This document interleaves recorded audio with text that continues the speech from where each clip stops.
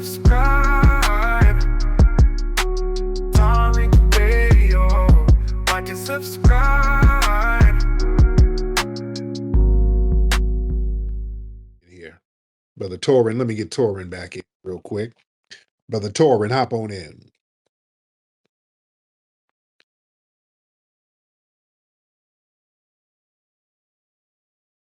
Something that you said, because I see it happening now as somebody who works in media and has seen the way these political hustles work. I don't know if y'all, I'm pretty sure you've noticed, but some of the other people may not notice that as you said, the black grassroots has made tremendous gains in American public consciousness in the past 2 years. They're Yes. the direct reason that Kamala did not win. They're the direct reason why a lot of these conversations that you're hearing about politics are moving where they are. And they're also the reason why you're seeing the Democratic National Convention, the Democratic establishment saying that we have a serious problem of trying to address black men in general, but black men in particular. And they're trying to figure out ways to talk to black men. Now, here's the thing that's important. I don't know if you noticed, Tariq. Have you seen like a lot of these Democratic shares that you were talking about? And a lot of people who were hardcore Democratic operatives like a year ago, they're trying to start forming independent parties and trying to come back to the grassroots. Have you seen that? Yep. Mm, Now, it's funny seeing that because you got Eric Adams saying that he's running in New York, where you are right now, I believe, is an independent. You got yeah. Karine Jean-Pierre, who was the mouthpiece of Joe Biden, shouting everybody down and doing that sexy neck rolling shit when people were saying this man is incapacitated. Now she's saying that she wants to leave the Democratic Party and be an independent. I think I don't know if it's Simone is doing the same thing. These people are not real. I want people to understand these people are not doing anything independent. These people are trying to save their own asses, and they see that the black grassroots is starting to gain momentum politically in America with black people, and they're trying to get in front of it so they can redirect people back into the Democratic fold. They're not really independent. They're looking for jobs. I just want people to understand that. Oh man, you hit it right on the money, man. Real talk. These people are now trying to jump ship and act like they are trying to take the moral high road. And they're not. They're trying to save their necks because the Democrats, we've crashed them out. We've crashed the Democrats out, family. I mean, look, who's the Democrats now? Who's the face of the Democrats? Jasmine Crockett, Roland,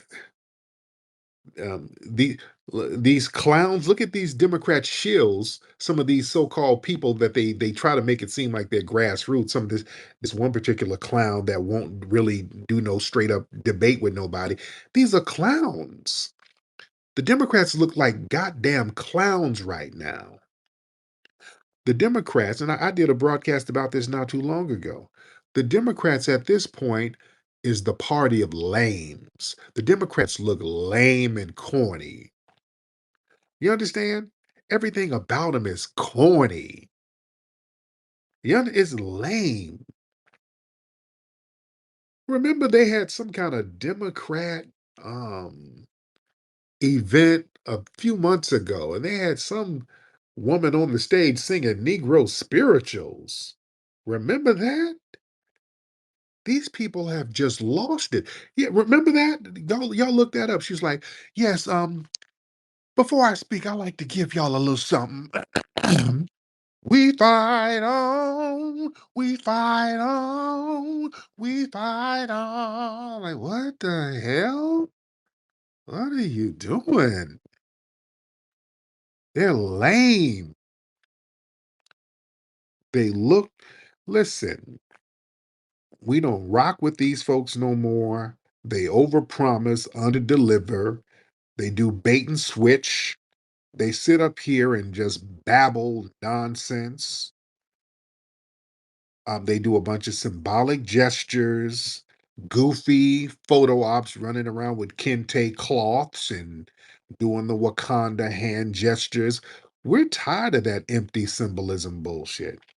They cater to corporate donors, not the grassroots. They are not the party of the people. They're beholden to corporate and elite donors. You understand? They have nothing but microaggressions and major aggressions towards the black grassroots. They're lame. They're out of touch and corny. Their tactics to reach out to black people is to send big fat sassy juicy Sambo Roland and people like that to shame us and cuss us out. That's corny. Like that's lame. You're not going to shame us into going along with the Democrats because you paying this big old fat Sambo. Y'all stupid fools. What you gonna do if Trump get in office?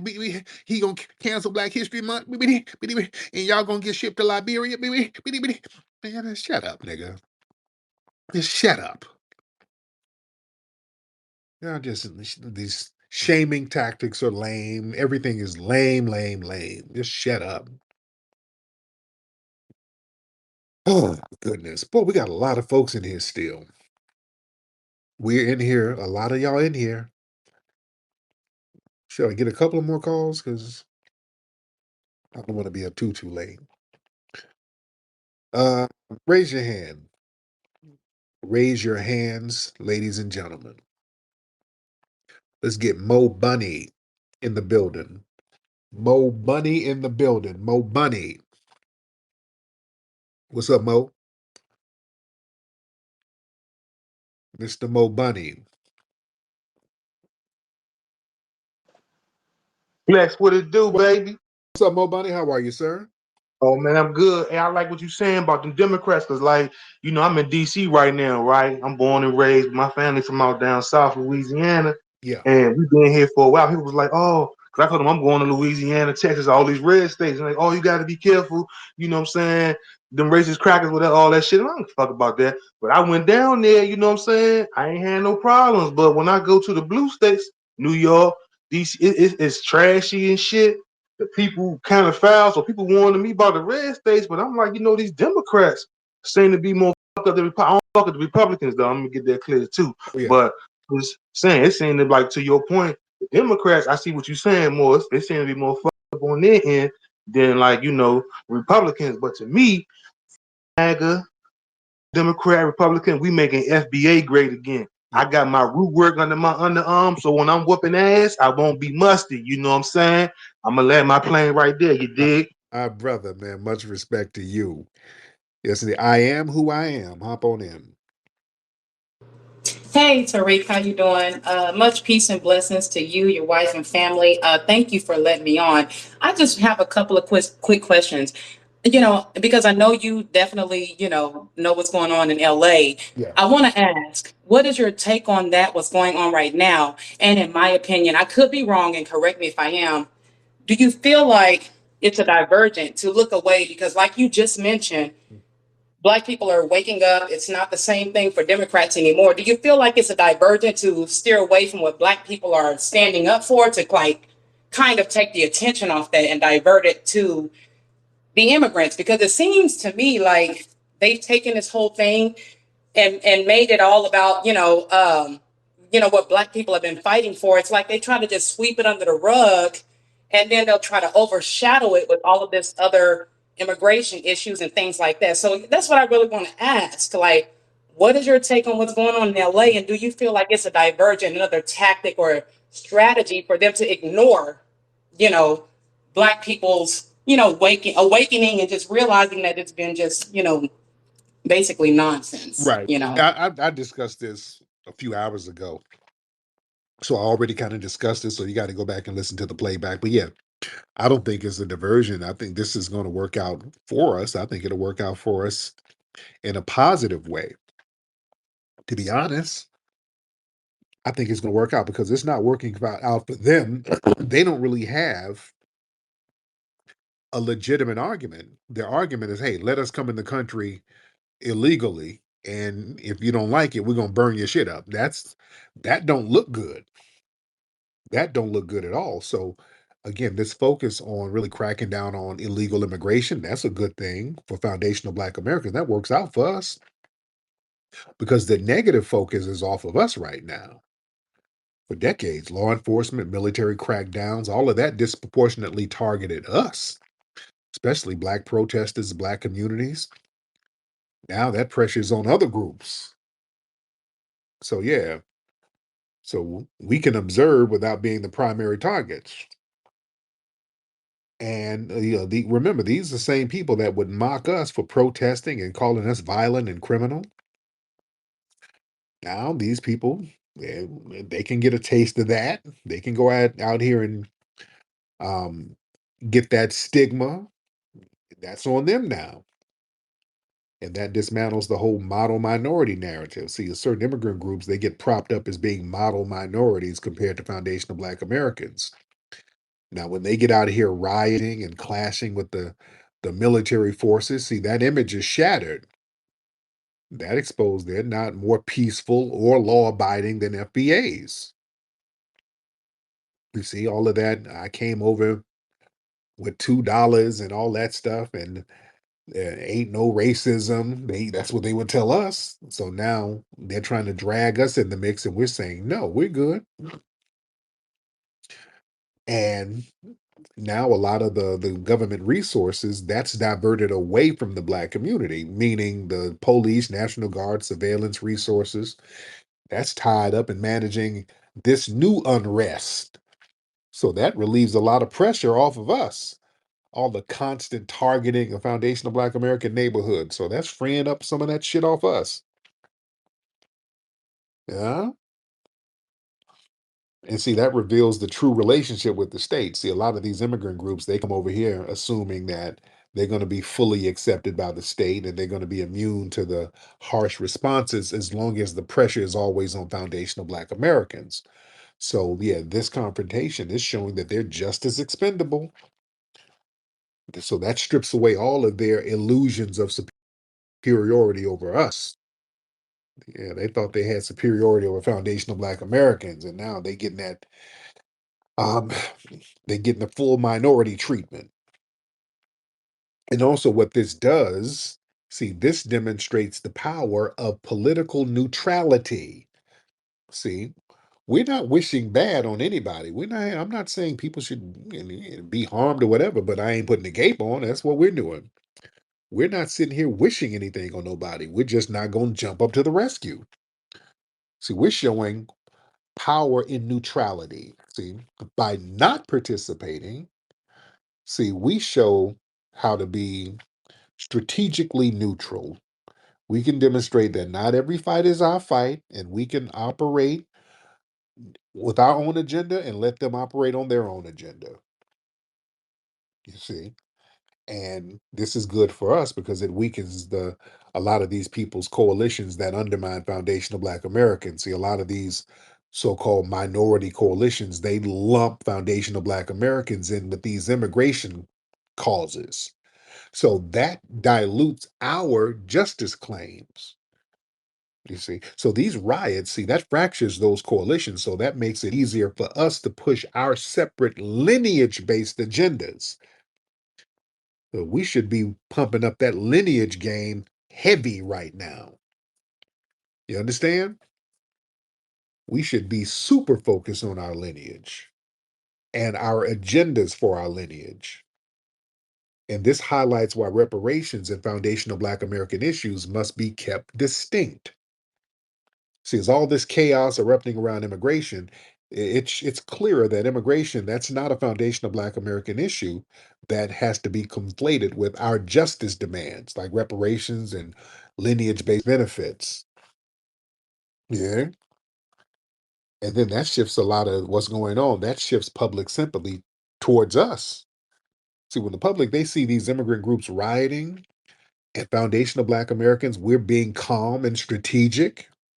See, that improves the public perception of foundational Black Americans. This shows us being more disciplined and organized and deserving of justice and systematic redress. So we're carrying ourselves better by sitting out, not jumping up, being emotional, and just fighting all over the place for the hell of it. No, no, no, no, no. No. So, and this also teaches a lesson to some of these immigrant groups who constantly disrespects us. See, too many of these groups, they've been openly disrespectful to foundational Black Americans while they take advantage of our FBA struggles, civil rights, and everything else. So now they're forced to confront state power that we've endured for generations. So that humbles them and that exposes the dangers of arrogance. Like RJ and people like that, they call up, hey, nigga, how do you feel about the people being stripped away from their families? Don't want to hear that. Because no, y'all were the main ones sitting up here talking crap to us. When we're demanding reparations, y'all telling us to shut up and stop begging and whoop-de-whoop, and y'all were doing every shaming tactic imaginable. So now we're telling you, work hard, pull yourself up by your bootstraps, stop complaining about the white man, and yeah, I'm telling you the same thing. We're telling you the same thing. This isn't our fight. Immigration is not an FBA lineage cause. Let these other groups face the consequences for their political agendas, because a lot of these people were voting for the same party that started to deport them. So you take responsibility. We're not going to come in and swoop in and save you from yourself. And we're definitely not going to give law enforcement an excuse to shift the narrative back onto, quote, violent black protesters. Nope. No, because people want us out there for that. They want us to be the face of the violence. Nope. No. Not us. We're staying focused on reparations. Yeah, that's what we're doing. George, are you in here? Yes, sir. I'm here. How are you? Good, George. How are you? I'm good. Thanks for staying up so late. I always enjoy your space late at night. I'm an insomniac too. So long time listener, first time caller. I appreciate what you're doing. I particularly appreciate the impressions. I think you're a very, very strong impressionist. Calling in from Canada today, and it's an interesting time to be Canadian because Donald Trump has changed his mind about us very Oh, much, yeah. and said that he wants to turn us into the 51st state, and has imposed a system of tariffs that are being described as a tariff war that go against the free trade agreement that he himself signed with our former Prime Minister Justin Trudeau. So I thought I would ask, like, are we good? Like I know we're not good with Donald Trump anymore, but like, do you have like the same view of Canada as you do of the American government, or is that relationship different in any way? Like, what's the view of Canada, and are we good? Yeah, I mean, we don't really have a relationship with Canada like that. We don't really have a problem with Canada. Yeah, we don't have a problem. We don't have a problem with Canada. Sweet. Glad to hear it, my friend. This is music to my ears, and I thank you again for all your fine work. Absolutely. Thank you so much. Yeah, we don't really have a problem with any nation. We don't just only individuals or groups of individuals who come over and try to undermine us. When you come over here and what happens, people come here and then they try to undermine us. But usually people are cool wherever their homelands are. But when people come here or come to the West, a lot of times, or come especially to the US, in order to fit in with white society, they try to take on ideologies that are anti-FBA, and that's been a problem. That's the only issue that we have. All right. But anyway, let me get up out of here, guys. I'll be on here all night, and there's thousands of people in here, man. Much respect to you guys for hopping on and tuning in, man. Y'all need to follow me here if you're not following me. Y'all need to go to my YouTube channel, which is Tariq Radio. Subscribe. That's where y'all can hear the playbacks of some of these wonderful spaces. That's Tariq Radio on YouTube. All right. So listen, everybody go to rootworkstyle.com to get that Rootwork deodorant. Hold on, wait. Before I go, Viral Drip. I think Viral Drip wanted to say something before I go. Hold on, let me get Viral Drip. He's giving the thumbs down. I think he wanted to say something. Viral Drip, hop on before I go. What's going on, Viral Drip? I want to chop it up to you for a minute, bro. Tell Peanut I said what's up and your oldest daughter. Yes, sir. Because I met them when you came to St. Louis here. But I want to speak out on this issue before you get off here real quick. Yeah. No, we don't wish nothing bad, but we know what it is. You know, you talking about the Mexicans out in Los Angeles and how they was firebombing people in Compton. in them areas in South Central.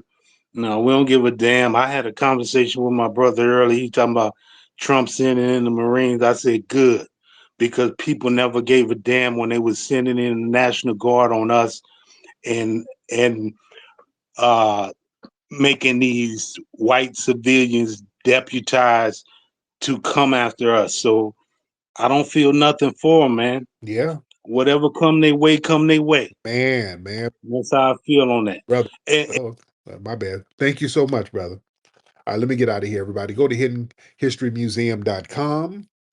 HiddenHistoryMuseum.com. Make a contribution to the Hidden History Museum and get the book Hidden Heroes from A to Z. All right, I'm up out of here. Papi Akute, Lola Vuve to the family.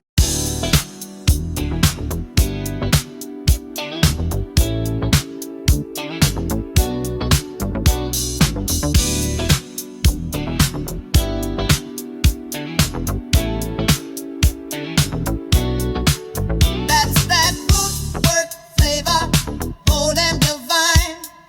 Root work flavor, gotta get that shine. Root work flavor, feeling fresh and new.